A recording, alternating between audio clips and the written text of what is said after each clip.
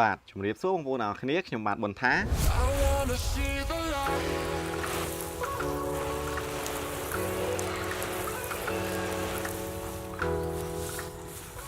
បាទជួបខ្ញុំសារជាថ្មីម្ដងទៀតហើយនៅវីដេអូនេះដែរខ្ញុំនឹងពំនាំនឹងការចែករំលែកនៅចំណេះដឹងខ្ញុំផ្ទាល់ជូនទៅដល់បងប្អូនដូច្នេះនៅក្នុងវីដេអូនេះដែរខ្ញុំនឹងចែករំលែកនៅវិធីដាំដើមល្ពៅតាមពីការចាប់ផ្ដើមនៃការធ្វើជីនិងជ្រើសរើសគ្រាប់ពូជយកមកដាំ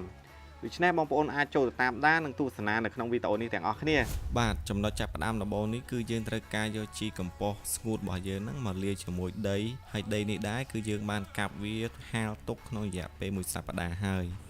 បន្ទាប់មកយើងត្រូវការកាប់ដីរបស់យើងហ្នឹងដើម្បីច្របល់ឲ្យសព្វជាមួយជីដែលយើងបានដាក់ចូលនៅក្នុងហ្នឹងហើយយើងត្រូវការជ្រើស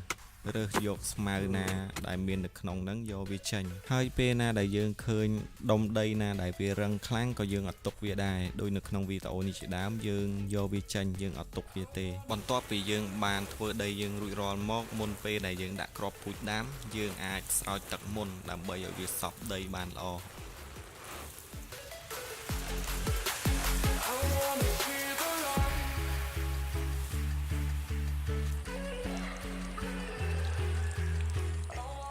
បន្ទាប់ពីយើងបានធ្វើដីដាក់ជីនិងស្រោចទឹករួចរាល់មកចំណុចចាប់ផ្ដើមបន្ទាប់ដែលជាចំណុចសំខាន់នេះគឺជាការជ្រើសរើសគ្រាប់ពូជដើម្បីយកមកដាក់ដាំហើយមុនពេលដែលយើងជ្រើសរើសយកគ្រាប់ពូជយើងគួរតែមើលការណែនាំនិងលក្ខណៈរបស់គ្រាប់ពូជយើងឲ្យបានច្បាស់សិន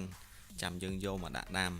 ហើយពេលណាដែលបងប្អូនបកកញ្ចប់នៃគ្រាប់ពូជយើងមកហើយយើងឃើញមានគ្រាប់ពូជណាដែលអត់សូវល្អដោយយើងសង្កេតថាគ្រាប់ពូជនោះវាស្វិតវាក្រិនដូចនៅក្នុងវីដេអូនេះជាដើមយើងគួរតែមិនបាច់ស្ដាយគ្រាប់ពូជនេះទេយើងគួរតែមិនបាច់ដាក់ដាំវាទេពីព្រោះការលូតលាស់នៃដើមរបស់វាអត់បានរហ័សដើមរបស់វានៅក្រិននេះជាបទពិសោធន៍នៃការចែករំលែករបស់ខ្ញុំទេបងប្អូនអាចអនុវត្តផ្ទាល់ដោយខ្លួនឯងក៏បានហើយការកាយរណ្ដៅដើម្បីដាក់គ្រាប់ពូជរបស់យើងដាំហ្នឹងគឺយើងមិនបាច់កាយវាជ្រៅពេកទេយើងកាយវាមកល្មមដើម្បីឲ្យវាងាយស្រួលក្នុងការពន្លកនៃដើមរបស់វាមកហើយការដាក់គ្រាប់វាវិញគួរតែកុំដាក់បញ្ឈរវាអីយើងគួរតែដាក់ផ្ដេកដើម្បីឲ្យវាងាយស្រួលនៃការពន្លកនៃដើមរបស់វាបន្ទាប់ពីយើងបានដាក់ដាំគ្រាប់ពូជយើងរួចរាល់មកអ្វីដែលយើងត្រូវធ្វើទៀតគឺយើងរងចាំនៅក្នុងចន្លោះរយៈពេល3ថ្ងៃទៅ1សប្តាហ៍កូនល្ពៅរបស់យើងវានឹងលូតលាស់បន្លកចេញមកអញ្ចឹងយើងត្រូវតាមដាននិងរងចាំនៃការលូតលាស់នៃកូនល្ពៅយើងទាំងអស់គ្នាឥឡូវការលូតលាស់នៃកូនល្ពៅរបស់យើងបានអាយុ1សប្តាហ៍ហើយយើងសង្កេតឃើញថាការលូតលាស់នៃដើមរបស់វាគឺបន្លកបានស្លឹក2ដោយដែលបងប្អូនកំពុងឃើញនេះ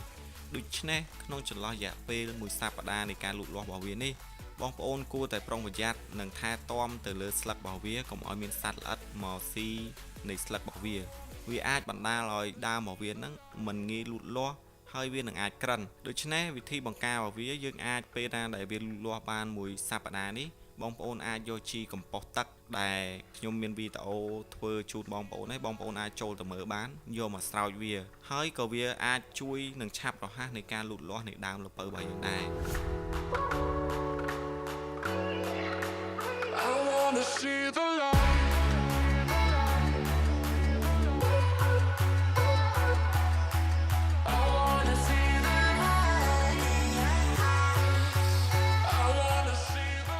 ឥឡូវការលូតលាស់របស់វាបានរយៈពេល10ថ្ងៃហើយដោយដែលបងប្អូនកំពុងឃើញនេះការប្រែប្រួលរបស់វាចាប់ផ្ដើមប្រែប្រួលមានស្លឹកបន្ថែមទៀតហើយនៃការបន្លកចេញមកហើយកម្រាស់នៃស្លឹករបស់វាក៏ក្រាស់ជាងមុនដែរដោយដែលបងប្អូនឃើញនៅក្នុងវីដេអូនេះជាដើម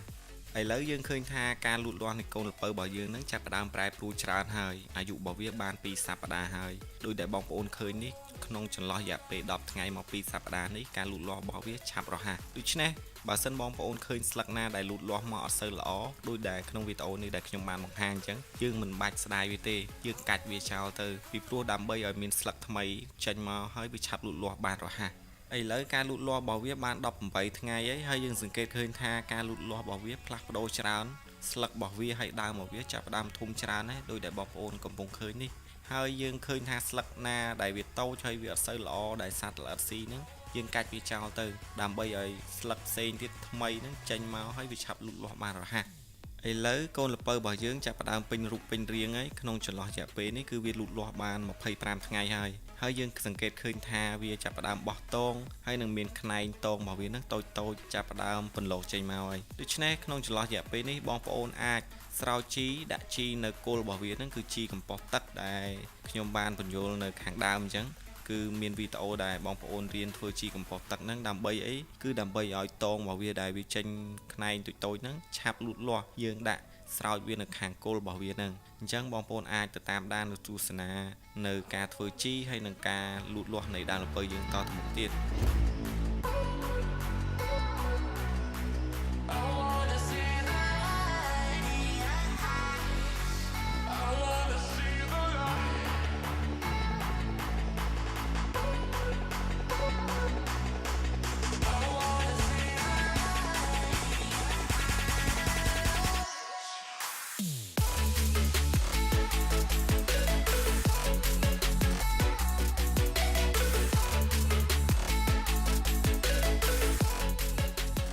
ឥឡូវការលូតលាស់នៃដើមល្ពៅរបស់យើងចាប់ផ្ដើមបោះតងបានច្រើនហើយក្នុងចន្លោះរយៈពេលនេះគឺវាលូតលាស់បាន30ថ្ងៃ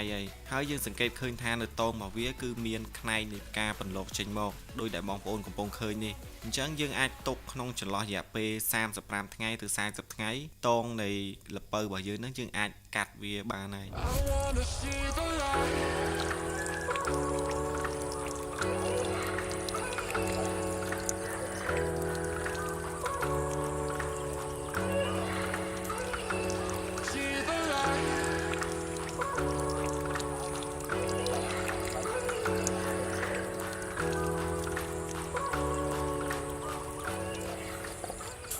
បាទឥឡូវដល់ពេលប្រមូលផលនៃការកាត់តងល្ពៅហើយអញ្ចឹងការកាត់តងល្ពៅយើងគួរតែកាត់ត្រឹមខ្នែងនៃវាបន្លកនៃផ្កានិងខ្នែងតងរបស់វាចេញមកនឹងដោយដែលវីដេអូដែលបងប្អូនកំពុងឃើញនឹងដើម្បីឲ្យវាលូតលាស់នៃផ្ការបស់វានឹងឆាប់ចេញមកឲ្យធំហើយនឹងតងរបស់វានឹងឆាប់បោះបានថ្មីទៀតដូច្នេះការកាត់តងល្ពៅយើងកុំកាត់វែងពេកយើងកាត់ត្រឹមអាខ្ចីរបស់វាមកល្មមនឹងបានហើយបន្ទាប់ពីយើងប្រមូលផលនៃការកាត់តងល្ពៅរបស់យើងលើកទី1រួចបងប្អូនគួរតែបន្ថែមជីកំប៉ុស្តទឹករបស់យើងហ្នឹងស្រោចនៅខាងគល់នៃដើមល្ពៅរបស់យើងហ្នឹងម្ដងទៀតដើម្បីឲ្យវាចេញផ្កានិងបោះតងថ្មីឆាប់យើងបានកាត់ម្ដងទៀតអញ្ចឹងពេលណាដែលបងប្អូនដាក់ជីកំប៉ុស្តរបស់យើងបន្ថែមមួយសប្ដាហ៍ក្រោយវានឹងចេញផ្កាបោះតងថ្មីយើងនឹងអាចប្រមូលផលកាត់តងរបស់វាជាលើកទី2បានដូច្នេះតាំងពីការចាប់ផ្ដើមដំបូងនៃការដាំដើមល្ពៅរហូតទទួលបានផលនៃការកាត់តងវាគឺមានប៉ុណ្នេះឯងនៃការចែករំលែកនៅចំណេះដឹងខ្ញុំផ្ទាល់ជូនទៅដល់បងប្អូនហើយបើសិនបងប្អូនណាមានចំណេះដឹងឬមានចម្ងល់អ្វីបន្ថែមអាច comment នៅខាងក្រោមនៃវីដេអូនេះបានហើយបងប្អូនកុំភ្លេចជួយចុច Subscribe និងដាក់រូបកណ្ដឹងដើម្បីទទួលបាននៅវីដេអូទាក់ទងទៅនឹងចំណេះដឹងកសិកម្មរៀនដាំរៀនចិញ្ចឹមសត្វនានាហើយខ្ញុំសង្ឃឹមថាបងប្អូនយកទៅអនុវត្តផ្ទាល់និងទទួលបានជោគជ័យខ្ពស់ខ្ញុំបាទប៊ុនថាសូមអរគុណបងប្អូនដែលកំពុងទស្សនានៅវីដេអូនេះជួបគ្នានៅវីដេអូក្រោយៗទៀត